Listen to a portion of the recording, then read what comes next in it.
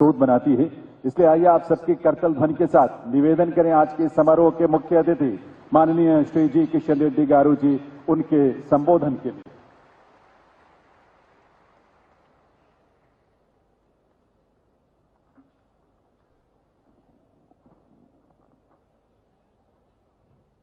सबसे पहले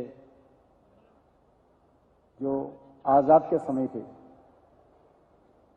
हमारे तेलुगु प्रांत से लेके देश के कोने कोने में जितने भी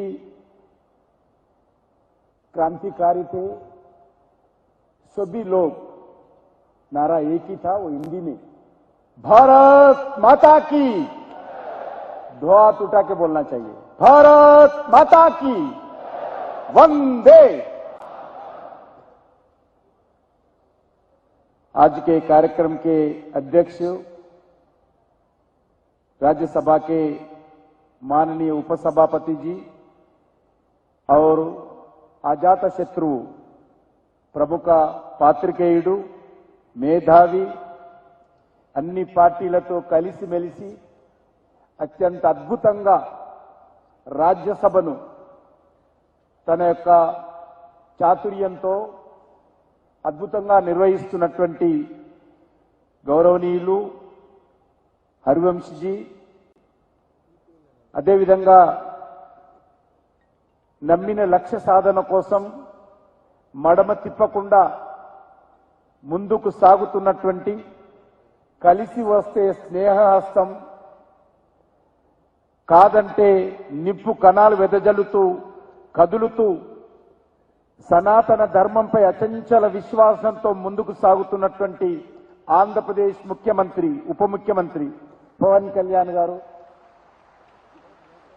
అదేవిధంగా తెలంగాణ के प्रतिष्ठित शिक्षाविद प्रोफेसर माणिक्यांबा जी, तमिलनाडु के सुप्रसिद्ध हिंदी शिक्षाविद प्रोफेसर अनंत कृष्णन जी, राजभाषा के विभाग सचिव श्रीमती अंजुली आर्या जी, संयुक्त सचिव डॉक्टर मीनाक्षी जी, विभिन्न मंत्रालय के अधिकारीगण और होम मिनिस्ट्री के अलग अलग पैरामिलिट्री के अधिकारीगण और पैरामिलिट्री के फोर्स, पत्रकार मित्रों, आज इस सभागार में उपस्थित अन्य सभी देवियों और सज्जनों, मी अंदरिकी ई रोजु नमस्कारम, सबको मेरा नमस्कार।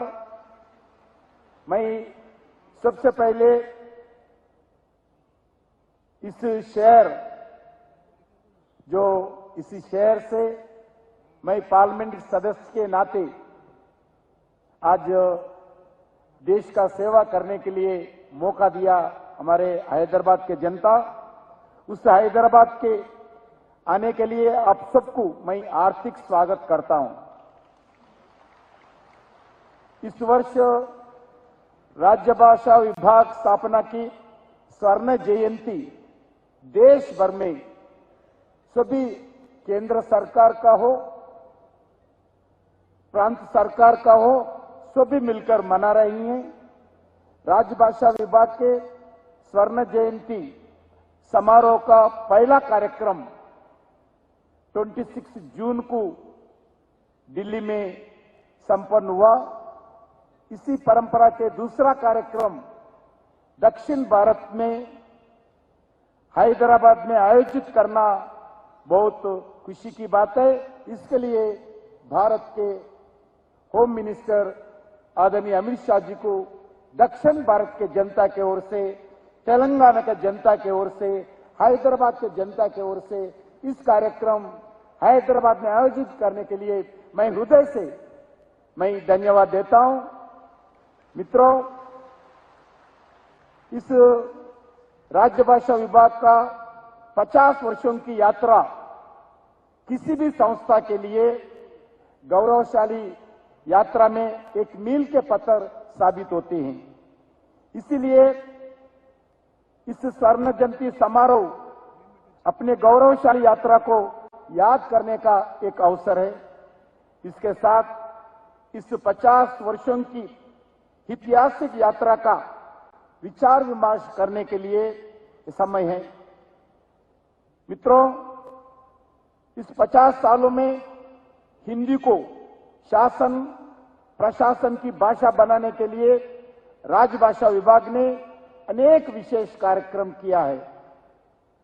अलग अलग जगह राजनीतिक दृष्टिकोण से हिंदी को खिलाफ करने के बाद भी आज देश के जनता आज हिंदी को राजभाषा के रूप में मन से अपनाया है।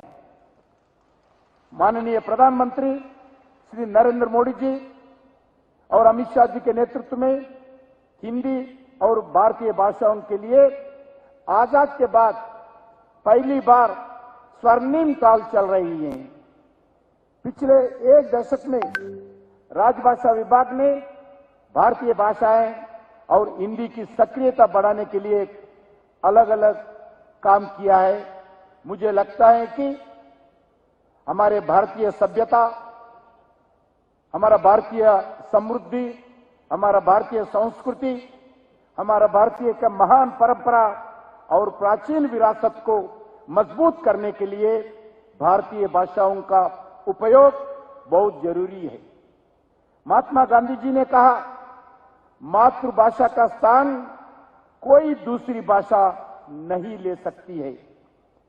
महर्षि दयानंद सरस्वती जी ने कहा, उनके सत्यार्थ प्रकाश में हिंदी भाषाओं को बढ़ावा देने के लिए बात की है।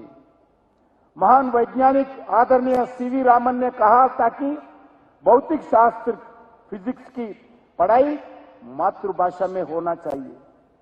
Missile man of India Bharat की पूर्व राष्ट्रपति डॉक्टर जे.जे. अब्दुल कलाम जी ने कहा, मैं एक अच्छा वैज्ञानिक इसलिए बन पाया क्योंकि मैंने गणित और विज्ञान की शिक्षा अपनी मातृभाषा में की।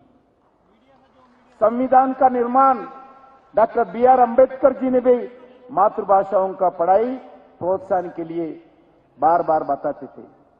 भारत के पूर्व प्रधानमंत्री, भारत रत्न श्रद्धेय अटल बिहारी वाजपेयी जी ने संयुक्त राष्ट्र संघ में पहली बार भारत की राज्य भाषा हिंदी में भाषण देकर भारतीय भाषा के गौरव दिलाया। वैसा ही नहीं, आदरणीय प्रधानमंत्री लगभग मोर देन 70 देशों के टूर किया है। 70 देशों में किधर भी गए, 17 पार्लियामेंट्स में, अलग अलग देशों के पार्लियामेंट में वो भाषण दिया है। सभी जगह भारत की राज्य भाषा हिंदी में बोले हैं।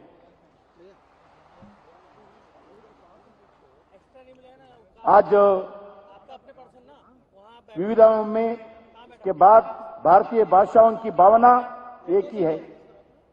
देश पर प्रेम हो, देशभक्ति का प्रदर्शन हो, भारतीय संस्कृति का गौरव हो। आजाद के आंदोलन में वंदे मातरम, भारत माता जी का जय नारा हो, ये सब भारत की सभी भाषाओं का एकता भावनाओं को हिंदी दर्शाते हैं। भाषाएं अलग है, लेकिन हर भारतवासी का भावना एक ही है। हिंदी में बोलते हैं, अलग भाषा अलग वेश, फिर भी अपना एक देश। दुनिया की सबसे बड़े लोकतांत्रिक का यही हमारा विशेष है।